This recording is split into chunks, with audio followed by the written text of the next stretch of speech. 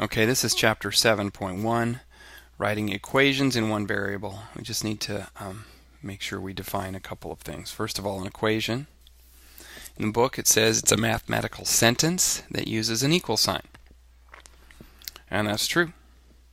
The equal sign comes in the middle, and whatever's on one side of the equation is equal to whatever's on the other side of the equation.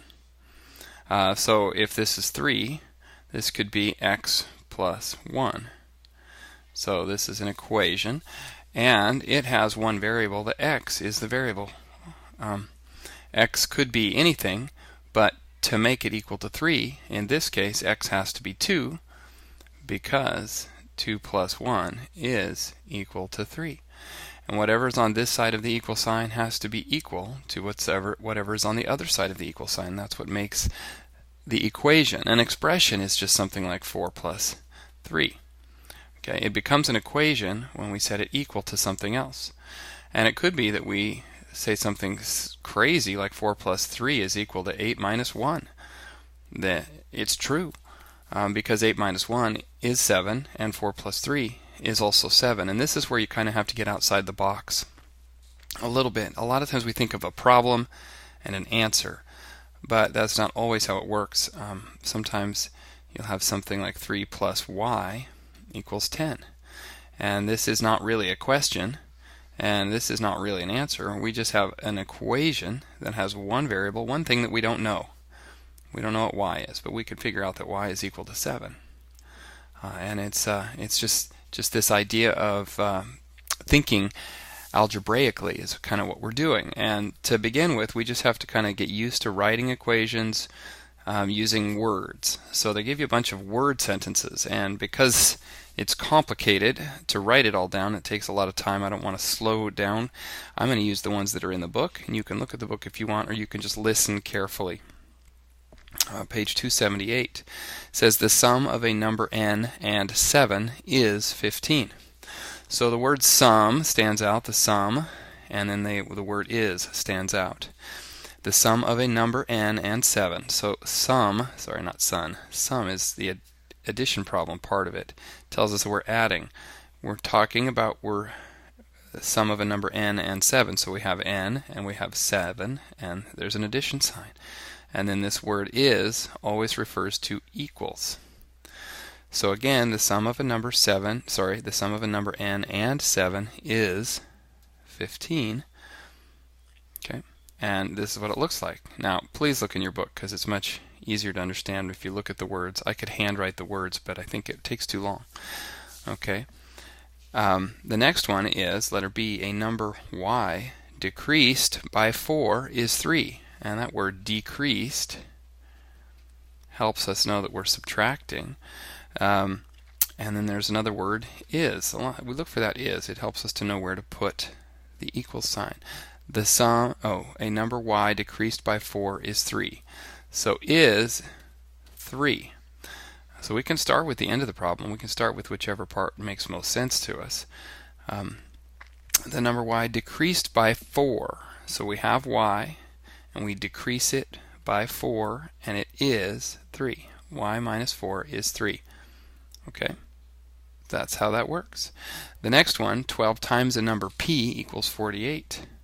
Alright, so this time they used simple words like times and equals. Okay, I'll read it again. 12 times a number p equals 48. So we know it equals 48. I love to start with that part, and everything else fits over here on the left side of the equation. 12 times a number p. So that would be 12 times p. And in algebra, we just write 12p equals 48.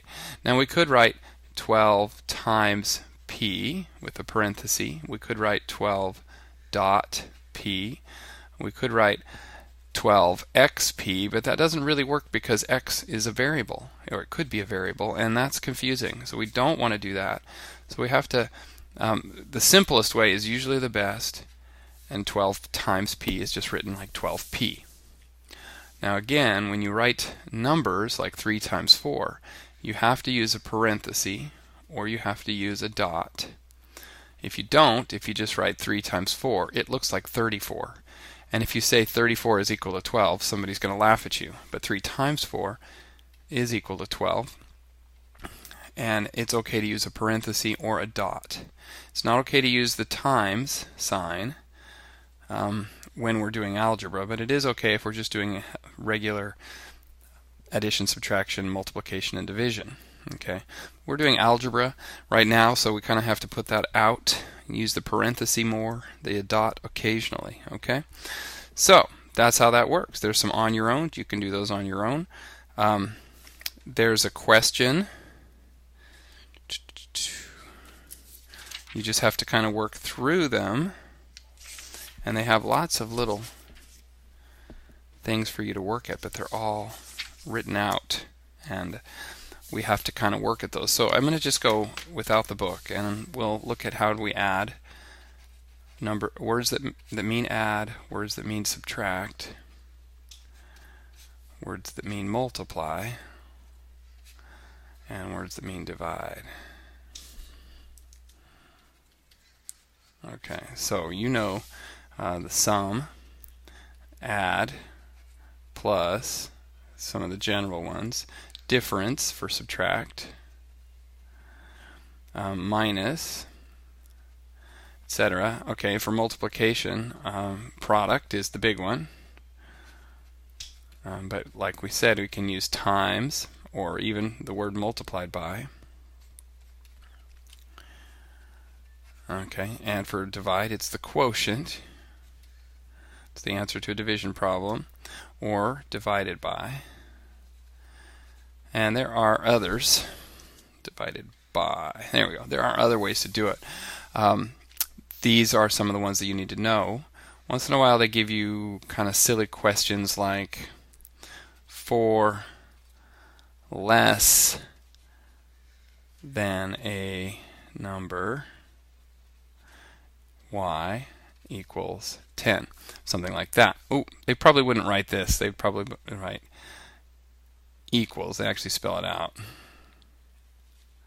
Okay, put that in there like that. For less than a number y equals 10, or is 10. Okay, and we go ahead and we write down equals 10 because that's the easy part. And then we have to look at this for less than a number y.